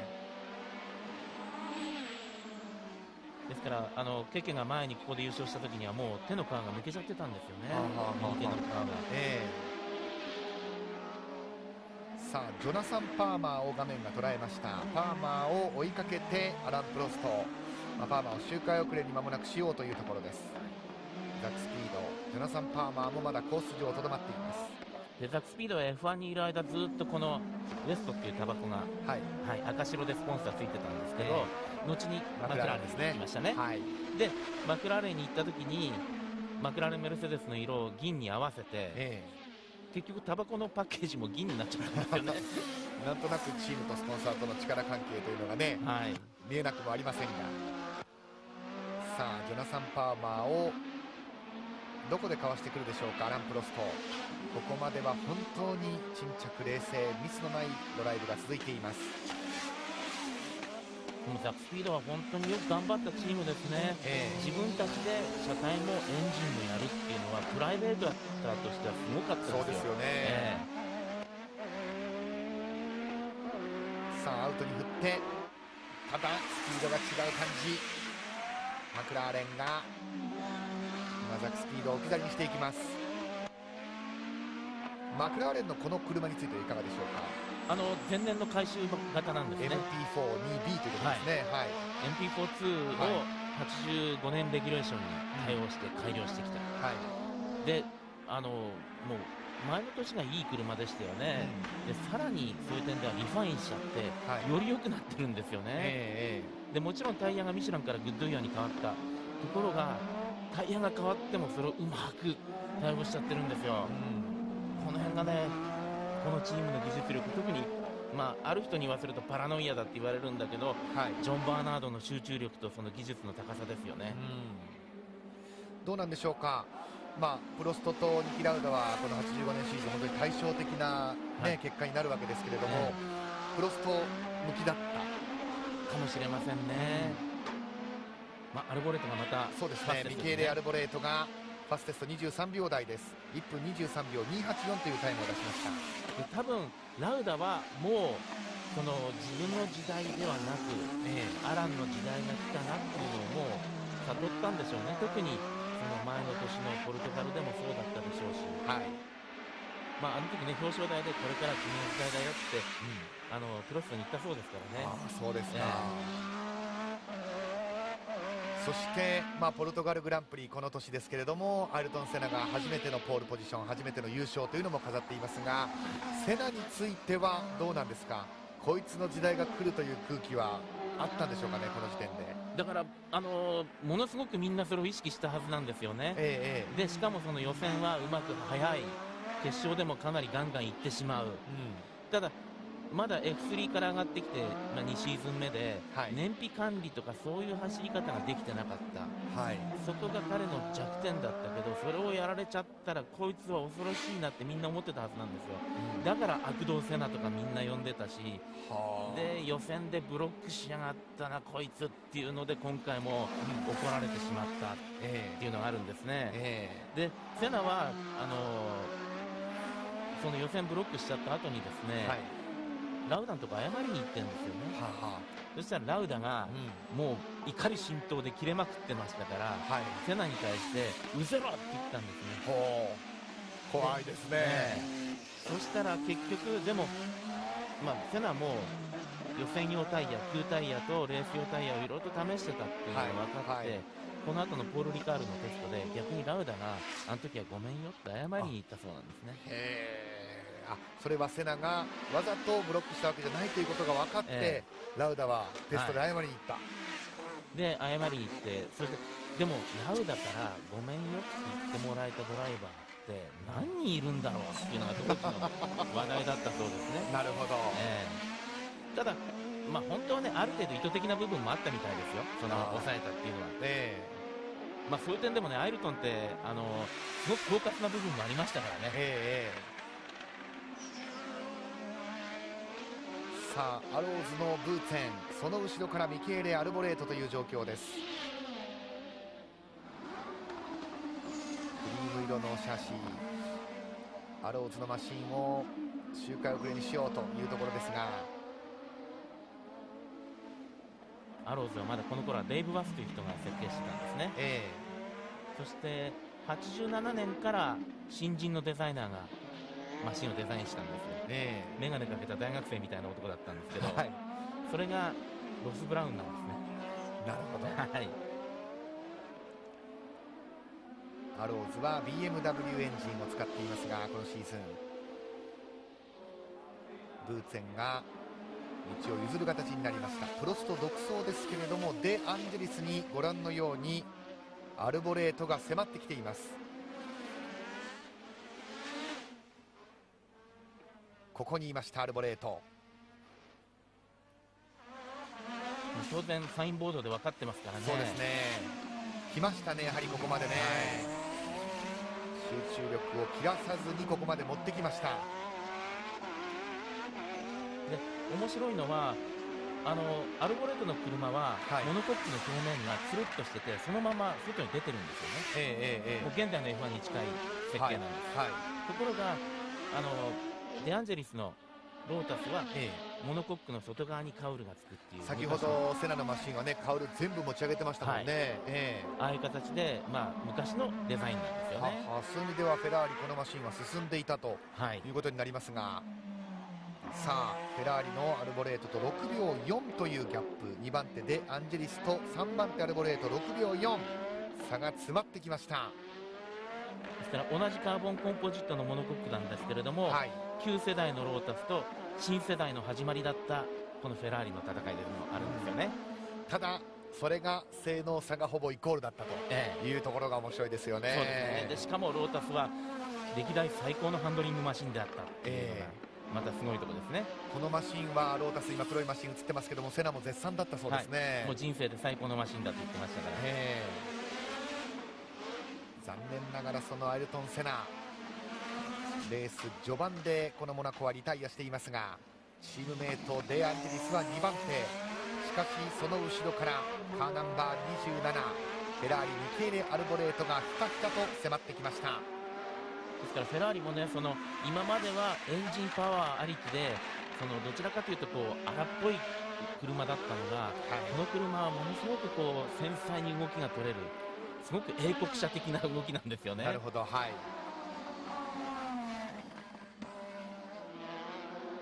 ですからそこでこう鋭い走りができるアルボレートのいいとことちょうどあったんですよね。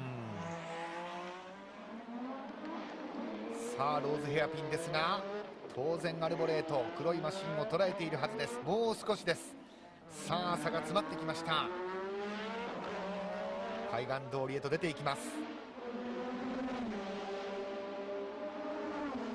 まあデアンジェリスとしては当然プッシュプッシュということになりますよね。そうですね、その指示は飛んでいるかと思いますが、フェラーリの方が速さがあります。そしてアクシデントがなかったら、あるいはねアルボレートはプロストの前を走っていたかもしれない、そのパフォーマンスがあります。くしくもこれイタリア人同士の戦いなんですよね。そうなんですね。逃げるフランス人、そして2番手3番手争いはイタリアン同士ということになります。でこの15685っていうこのフェラーリなんですけれども、フィアットグループのスーパーコンピューターを借りて、実はキャドカムを使い始めた車なんですね。さあジョナサン・パーマーが止まっている。おっとっと、そこにあわやというシーンでした。さあこれでしかし差が詰まったように見えます。ウエストのロゴが大きくありますが、ジョナサン・パーマーは、スピンターンでコースに復帰。おっと、そこに今度はリジェのマシンが来ている。さあこれでしかし差が縮まりました。2番手争い、ミダモタイヤスモークを上げています。ローズヘアピン、ロータスデアンジェリス、その後ろからフェラーリミケーレ・アルボレート、完全に小田さんこれは捉えました。はい、もう完全にもうターゲットロックオンですね。さあトンネルを抜けていく。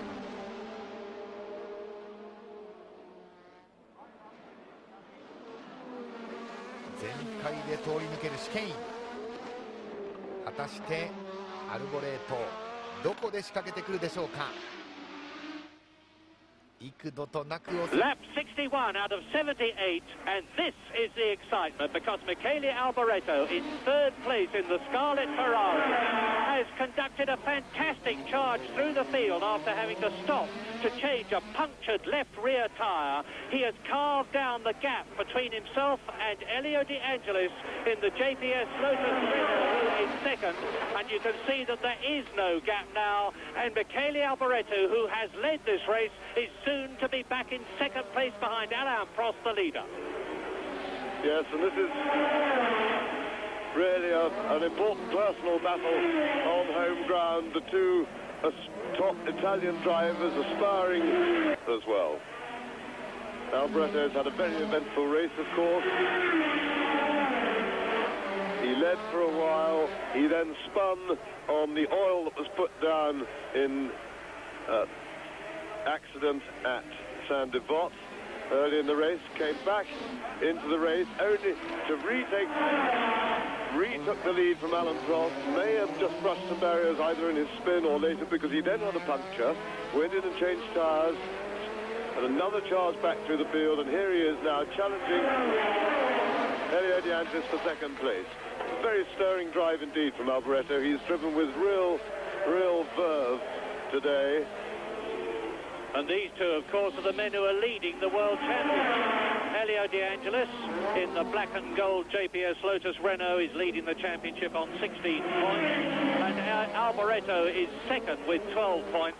And shows his nose of the Ferrari to Elio De Angelis. And on lap 63 then, Alain Prost there is the race leader ahead of De Angelis and Alboreto battling for second, with Cesaris in the Ligier in fourth position. In fifth place, the top English driver, Derek Warwick. In fifth position is Warwick. Sixth is Nigel Mansell. Seventh is Jacques Lafitte. And Alboreto really pressing Elio De Angelis now. Two quiet Italians. The concert pianist, Elio De Angelis, and the very calm and deliberate Michele Alboreto.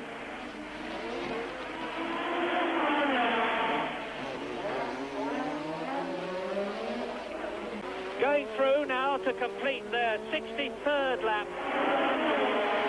Now, behind them as Alboreto goes through and takes that second position in as stirring a passing manoeuvre, getting past De Angelis and Sander Vos as he had earlier on when he was the race leadership from Prost. Tremendous stuff, because De Angelis is not taking that line down one little bit, and he was even having a little look inside going into the casino square. Now here we see it again, and again Alboreto, I think he solves Elio De Angelis a bit of a dummy and jumps him down the inside, and that was very good driving.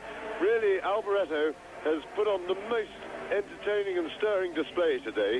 His passing of Alain Prost earlier, when he did it at Sander Vos again, but round the outside that time, was really exciting stuff. So Michele Alboreto is now, as you see on the caption, 26.5 seconds behind race leader Alain Prost, who in fact has been taking it pretty easy out front. He's been pacing himself to De Angelis. He may now have to change pace a little bit.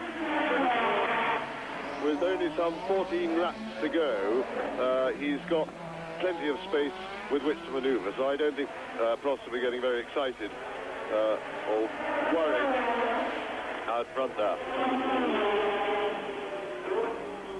The gap is 26 seconds between the man you're looking at, Alain Prost, the leader, and Michele Alboreto, who is in second place, and they're on lap 65 out of 8.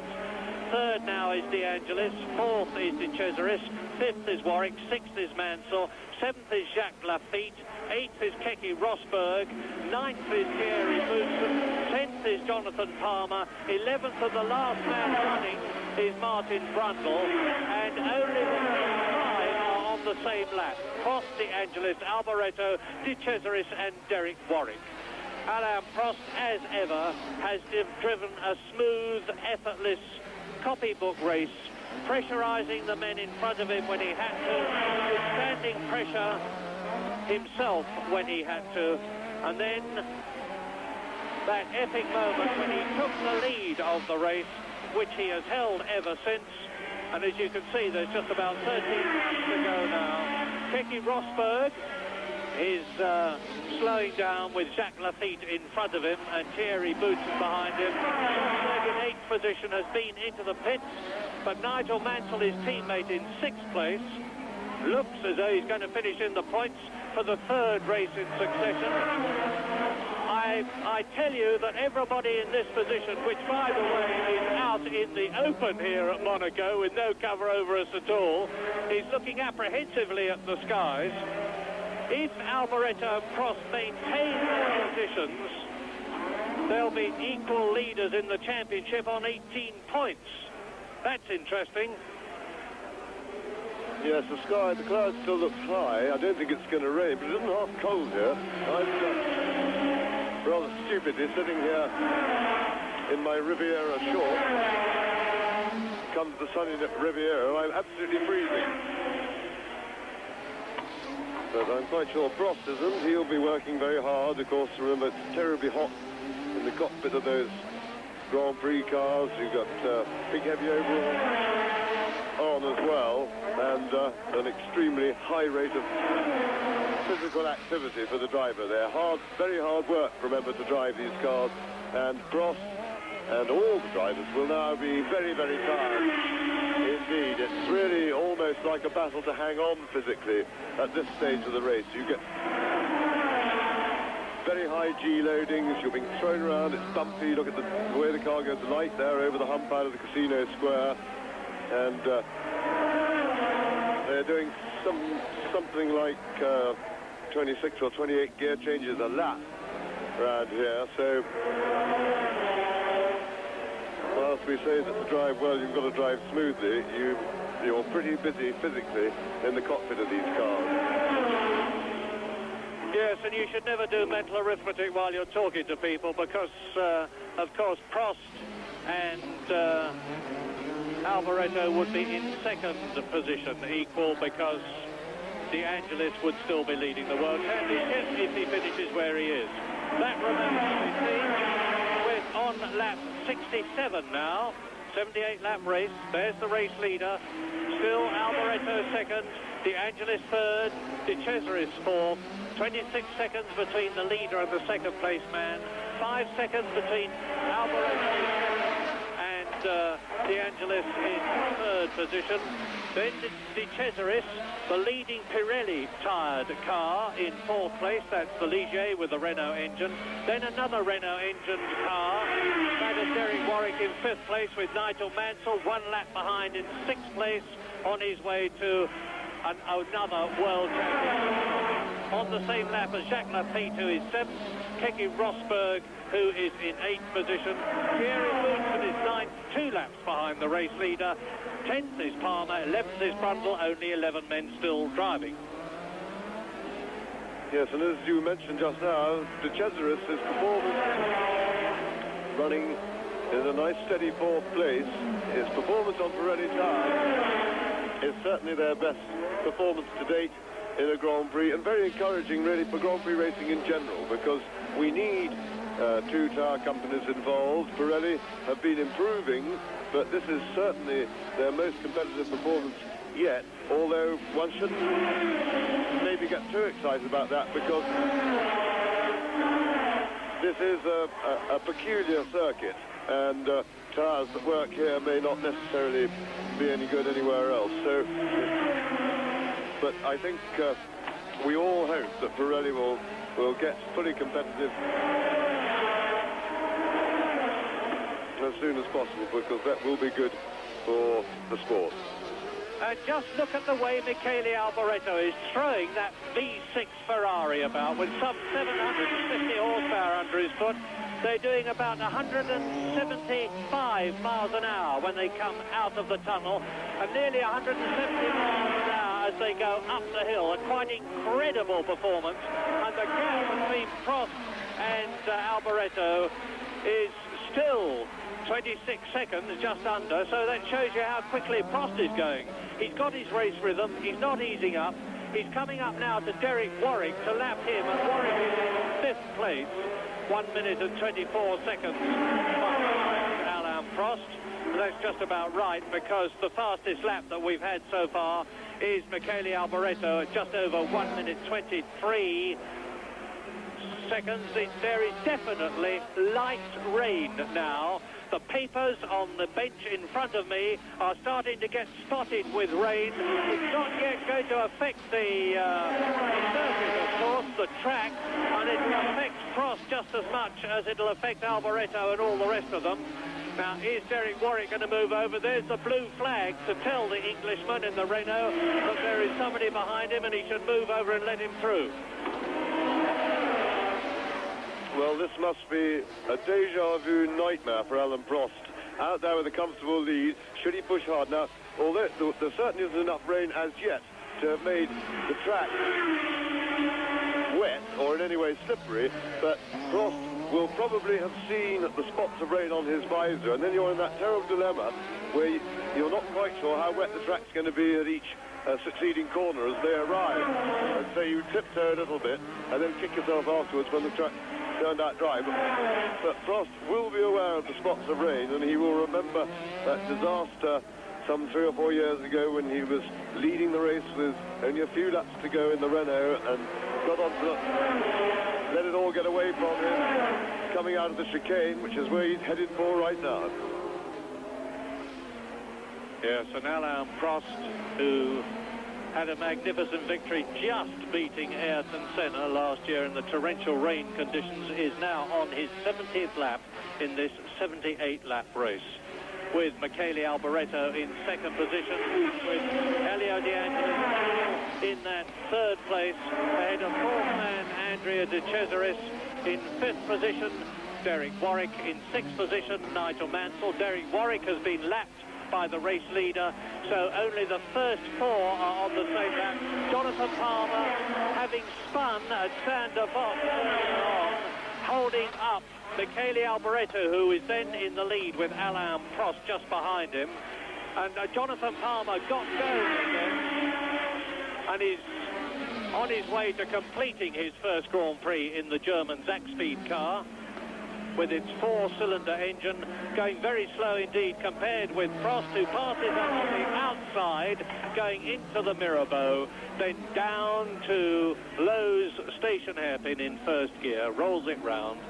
Just a burst of acceleration up into second gear for the Portier, through into the tunnel. Michele Alboreto goes through, still in second position of course, with Elio De Angelis in third position. There was definitely, we've noticed a puff of smoke from Alain Prost's exhaust as he's changed down for Sander Vos. That doesn't mean to say that there's necessarily anything wrong seriously with the car, but it is not meant to do that. So keep an eye open on the rear. There, you saw it again as he goes into the swimming pool. Now the gap is maintained consistently at 26 seconds between race leader Alain Prost, who's coming through to complete his 71st lap, and Michele Alboreto. There he is in second position. Prost completes the lap. 26 seconds was the gap. Here is Alboreto. There goes Prost up the climb to the Hotel de Paris. Now it is definitely starting to rain lightly. Nothing like the heavy pouring rain that we had last year. Prost on the descent, and the gap now is 22 seconds. Yes, so Prost's memory is certainly working for him. He saw the spots of rain on his visor. That's how he would have known it was raining. And look at that smoke. It's getting quite smoky out of the back of the McLaren. But I suspect the decrease in the gap was much more Prost being very circumspect in case he came on a bit of a damp patch somewhere. But that looks like oil burning to a much greater extent than it should. Now, they carry a very, very large quantity of oil, so if it's just burning a bit of extra oil, that shouldn't be a problem for the McLaren. But smoke out of the back like that, as Murray says, is never a healthy sign. John Barnard, the car's designer, and the race and Joe Ramirez, and of course Ron Dennis, all the top McLaren men will be watching the car very carefully. Just remember what that gap was on the it was 26 seconds on the lap before last. Last lap it was 22 seconds. There is Alboreto. Prost has gone through to complete his 71st lap in this 78 lap race. He's only got to pace himself at this speed, definitely to win it. Watch that smoky exhaust. Alboreto is coming out of La Rascasse. The seconds are ticking away. Prost is on his way down, and the gap now is 20 seconds. And Elio De Angelis has got Jacques Lafitte behind him. Elio De Angelis, who is in third position, and Michele Alboreto is catching Prost, but not fast enough for victory, even if he gets on the rear of the Ferrari, because then he's got to get past. The race order is Prost, Alboreto, De Angelis. De Cesaris is fourth, Warwick is fifth, Mansell is sixth. Yes, that's Jacques Lafitte goes fast. Now, to explain what's going on there, he's only unlapping himself from De Angelis, and De Angelis has slowed up because he's got a plentiful cushion over fourth place man, De Cesaris. He doesn't want, of course, to exhaust his fuel supply, so he's taking it easy, and Jacques Lafitte, meanwhile, is chasing hard Nigel Mansell, and he is in a position possibly to catch him. Stopwatch time again, the end of lap 73. The race leader, Alain Prost. And there's something definitely coming out of the back of Prost's car then. Now you see the puff of smoke, but there, when it's done, that was a gear change, the first puff, but the second one, it's actually smoking under power, which is even more of a worry. And it appears to be coming out of the breather over the gearbox. So it's blowing a bit, but he hasn't got too far to go. Lap 74 he's on, and Michele Alboreto is really flying. He's significantly closing the gap between himself and smoky Alain Prost's McLaren. Into the tunnel on lap 74 goes McLaren. Michele Alboreto has got two tail-enders in front of him that he's got to get past. They will make it easy for him because they'll see in his mirrors that he's closing. And you might have seen the oil flags, the red and yellow stripe flags out in the tunnel to denote that there's oil or something else slippery on the track, and I suspect that that might be Prost's own oil that he was being warned about then as he went through, because it seems to be weeping a bit. Now here he is completing his 54th lap. Yes, and he had a bit of a slide then through Rascasse. He caught it well, but that may just be oil coming out of the car into his rear tyres. Yes, you saw it then. He's definitely in trouble. Alain Prost on his 75th lap as he goes up to the Hotel de Paris. I'll just give you the gap with Michele Alboreto coming out of La Rascasse towards us. It is now 15, 16. Over the line goes Alboreto, taking Martin Brundle, and it's 18 seconds. It's going to get pretty tricky for Prost. If his car is blowing oil onto the rear tyres, believe you me, they get pretty nasty to drive when they got oil on their rear tyres. And we saw quite a slide then, but the gap is adequate at the moment. The rate at which Prost is losing ground, as it were, to Alboreto is adequate for him to come across the line ahead. Yes, lap 75, Prost leading, Alboreto gaining second. De Angelis still in third and will lead the World Championship at the end of this race if he finishes there. De Cesaris is fourth, Warwick is fifth and has been lapped.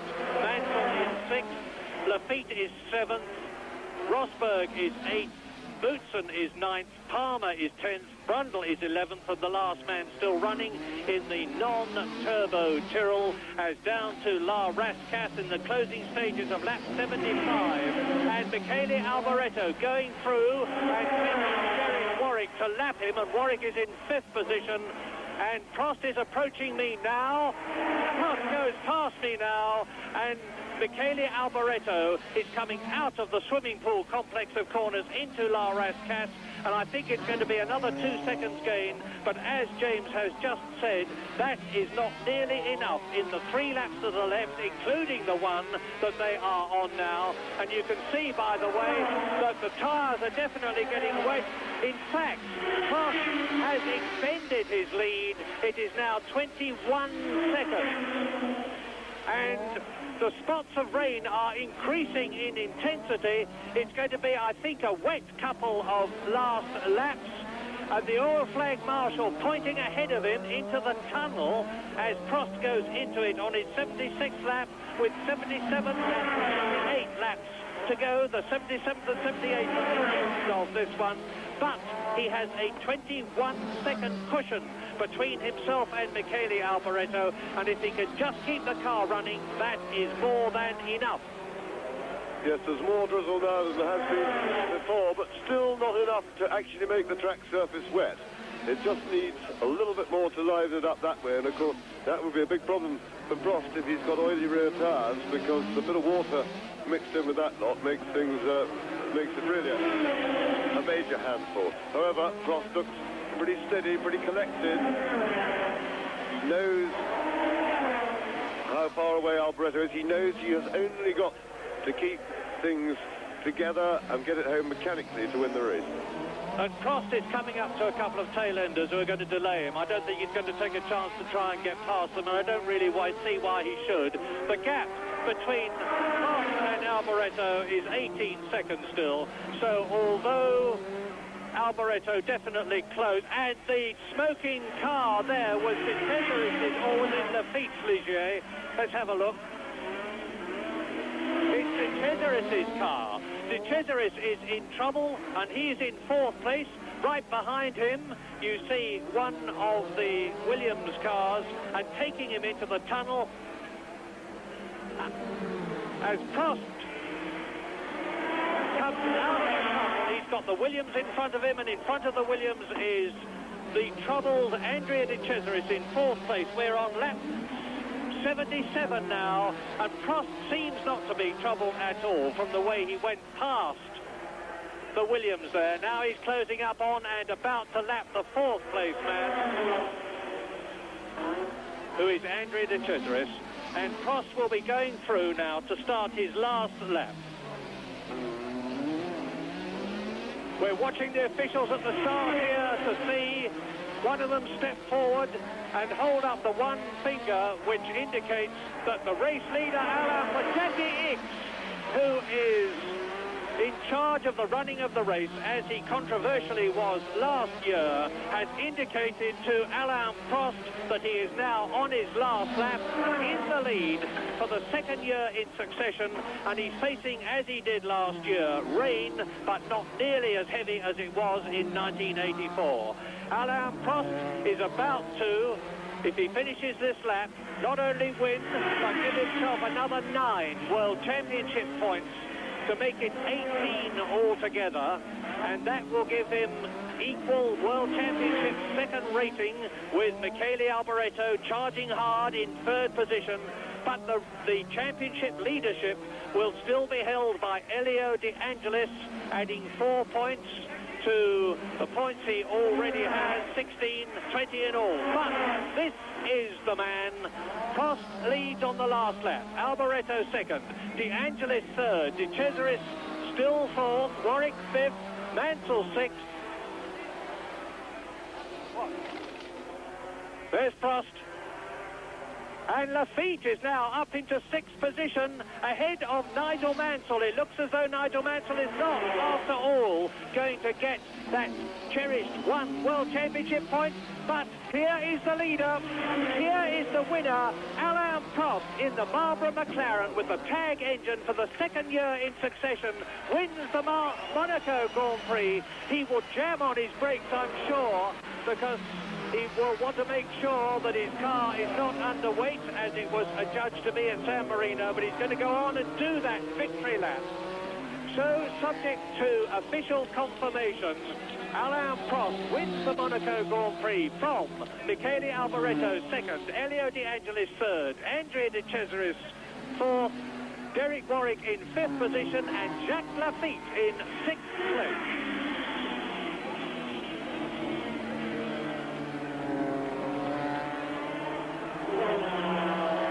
So Prost's 2nd win of the season. Of course, it would have been his 3rd, but for being disqualified after that San Marino Grand Prix a couple of weeks ago when the car was underweight. Let's confirm the positions for you.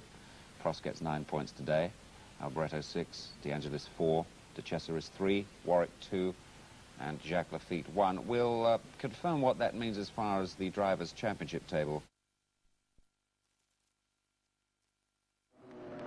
ただアルボレート、そしてアラン・プロストが18ポイント、2ポイント差で迫っています。このレース、アイルトン・セナはノーポイント、ランキング5位、9ポイントとなっています。そしてコンストラクターズチャンピオンシップですけれども、ロータスが29ポイントでトップ、フェラーリ22ポイント、マクラーレン21ポイント。この3チームというのは小倉さん分かりますけれども、接戦の予感がする第4戦ですよね。そうですね、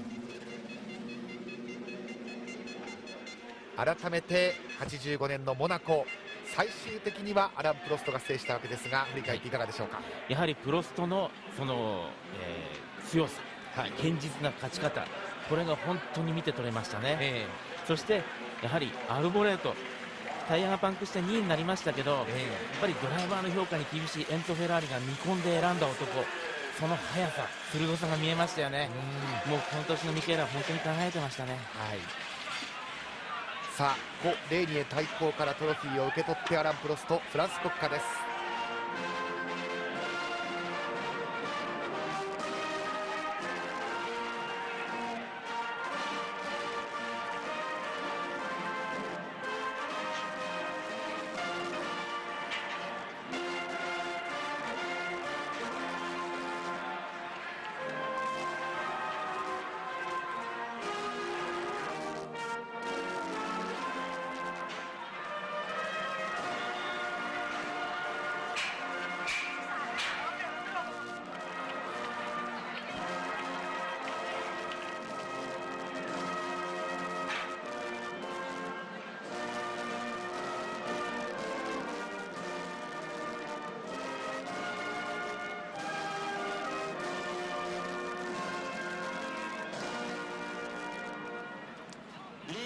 さあ今ここでアルボレートとプロストが握手を交わしました。はい、アルボレート遅れてきたんですね。そうですね、はい、ちょっと国歌が当時は生演奏じゃないんですね。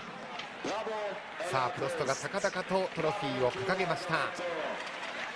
さあそこにデアンジェリスもやってきたようです。